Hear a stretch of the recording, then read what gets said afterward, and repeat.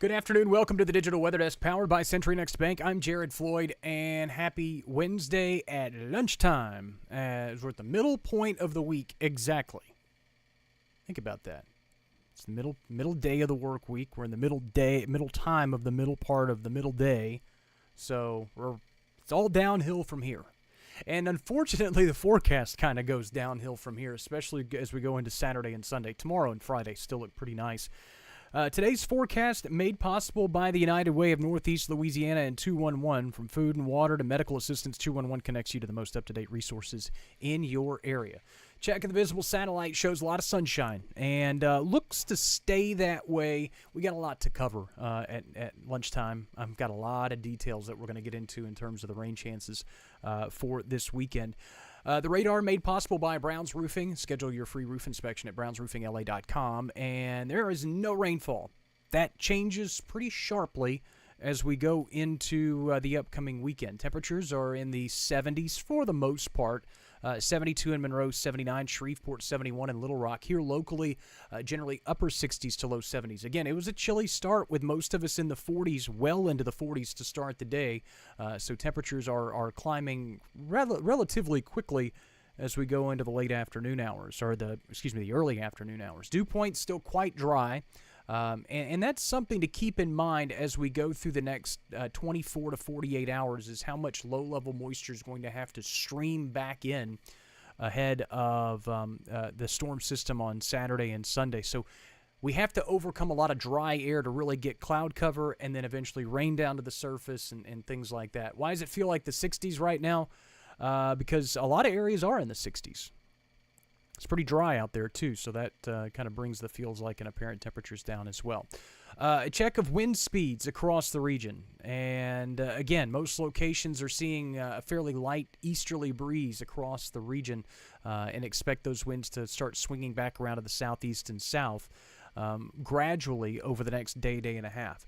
Here's what's happening in the mid-levels of the atmosphere. And, again, look at Futurecast made possible by Bayou Power Sports I-20 Frontage Road in Monroe.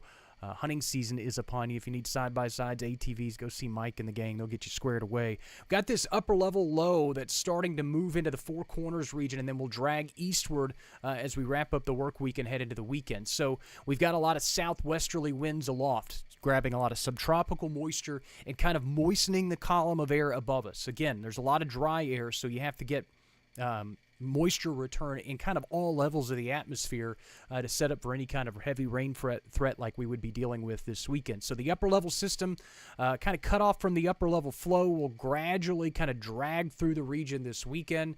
There's still some discrepancies on how this storm system evolves, but the timing generally is Saturday, Sunday, and a lot of the computer models are starting to kind of hone in on some of the heavy rain potential and when that may be. We'll get to that in just a minute. This system kicks out to the north and east. Early parts of next week could swing another cold front in by Tuesday, early Wednesday, and that could also set us up for another cool down during that time frame. Perhaps even highs into the 60s in some spots by the middle and end parts of next week. A check of probability of precipitation. A lot of folks don't necessarily know what pops mean, but we look at them and a lot of folks would think immediately rain chances, and that's generally what we're talking about. The probability that given the environmental conditions at that time that it would produce rainfall. So those rain chances are pretty limited late Friday night into early Saturday, but as we work into the day on Saturday, especially into Saturday night, the rain chances become pretty widespread for most of the region and likely linger through a good chunk of the day on Sunday before they start to lift off to the east as the upper-level system starts to clear out. But we don't completely get rid of the rain chances even through the early parts of next week, and then we bring that cold front back in as well. Check of what we call the 1 hour rain totals or kind of looking at rain rates. Obviously, I don't want to look at this for anything other than it gives us a general idea of when the heaviest rain looks to set up across the region. And it looks more and more likely that it'll be late Saturday night into early Sunday morning that we set up with periods of heavy rain across much of the area. And then by sunrise on Sunday, that heavy rain axis starts to shift east or starts to dissipate somewhat and then we start to move the rain out of the area, at least to a certain degree, early next week. Here's a look at potential rain totals. This is just kind of a weighted model that we look at that kind of takes a lot of different computer models into account. It's essentially a blend of a lot of different data. And it starts to throw out some 2 and 3 and even locally 4-inch rain totals. Again, this is just model data, and it's not an official forecast. I show it to you because I think that there is a pretty genuine concern for periods of heavy rain that could get us into the 2 to 3 inch range. Some obviously locally higher amounts would be a possibility as well. The official rain forecast over the next 5 days has a lot of 2 and 3 inch totals, which again, over a widespread area seems probably a little bit more legitimate. And then as you look at the excessive rain outlook for Saturday, it does paint our southern parishes in a slight risk level 2 out of 4 categories. There's only 4 categories in the excessive rain outlook, and we're in level 2 for the southern parishes and counties. The rest of us in a marginal risk level 1. So already kind of sounding the alarm bells that it's going to be a soggy weekend. Not necessarily a complete, absolute washout to start on Saturday, but as we dig deeper into the day, Saturday and into Saturday night, that's where the periods of heavy rain looks to set up. Again, we're midday Wednesday. There's a lot of time between now and Saturday. We're talking 72 hours out for the forecast to change, and I really don't expect it to change all that much. The smaller details, rain totals, timing of the heaviest rain, those types of things, those are the things that are most likely to change. Along with that, the severe weather threat, you notice I haven't shown you a thunderstorm or severe weather outlook, and that's because there's really not an organized severe weather threat. I wouldn't be surprised for us to creep into the marginal risk category just for some damaging wind gusts, but overall, this looks to be more of a rain event than it does a severe weather event. So a little bit of good news there, and especially considering a lot of us probably need the rainfall. Now, the fire weather risk has been increased. We're still dealing with drought across the area despite the rain that we saw over the weekend. And you need more than just one rain event to kind of set you in the right direction. So this probably helps in that regard. But again, periods of heavy rain lead to runoff and some localized street flooding and flash flooding concerns.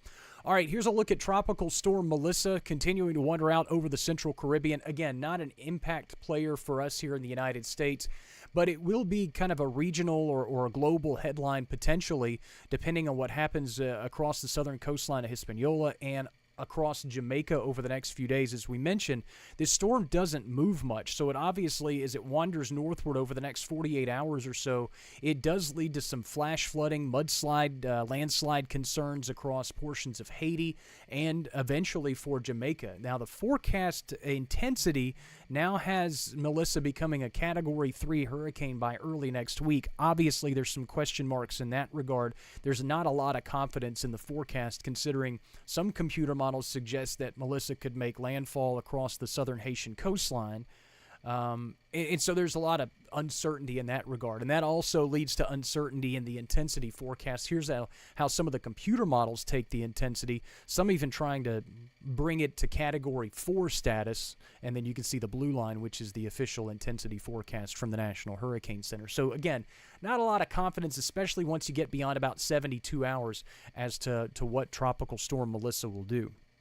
That's, again, not really a player for us in the short term. Just wanted to show that to you, especially for anybody that may be vacationing in that area or something like that. Afternoon highs today generally land in the upper end of the 70s. Some spots could hit the 80-degree mark. Lows tonight generally back into the upper 40s, but some areas will probably bottom out low 50s. Overall, be a cool night across the region, and you may need a light jacket if you have evening plans. Daytime highs tomorrow land back near 80. We could see a few clouds start to sneak back in through the afternoon as we start to get that return flow of moisture. So probably high clouds to start tomorrow, and then maybe some mid-clouds sneaking in later in the day, and then more cloud cover as we get into the day on Friday, and it sets us up for the rain this weekend. Rain chances continue to increase for Saturday. This is a refreshed look at the forecast as opposed to where we were this morning. Hello, Stanley, Chief Forecaster. Daytime highs generally in the 70s through much of next week. Stanley's going to try to open this closet door behind me. No, bud. We'll get to that in a minute. But here, just take a look at the forecast. So there it is. in all of its glory, with daytime highs in the low to mid 70s, early parts of next week, morning lows in the low end of the 60s, maybe even the upper 50s in many spots. So Stanley I didn't let him open this closet door, so he went over to the other closet door, the one I couldn't reach, and he opened that. The chief forecaster's had a rough day, so he needs a nap. That is a look at the forecast at midday. Obviously, if you have indoor or outdoor plans this weekend, you should probably be firmly into checking out some indoor alternatives and looking at options to move things that are outside. Again, there will be gaps in the rain, but it'll be really hard to forecast trying to do something outdoors as we go into the upcoming weekend. We'll keep an eye on the severe threat and obviously update the forecast between now and then. The latest forecast is available now on the Digital Weather Desk app, available to Apple users. Android users should be coming soon. But I just updated the forecast there, so you can check that out. And if you can't check it out on the app, you can always just go to digitalweatherdesk.com. Same forecast is there as well. Your fish and game forecast later today. I'll join you this evening with a look at the forecast as well. And other than that, should be a beautiful afternoon. Have a great day, everybody, and thanks for stopping by the Digital Weather Desk, powered by Century Next Bank, where Stanley continues to try to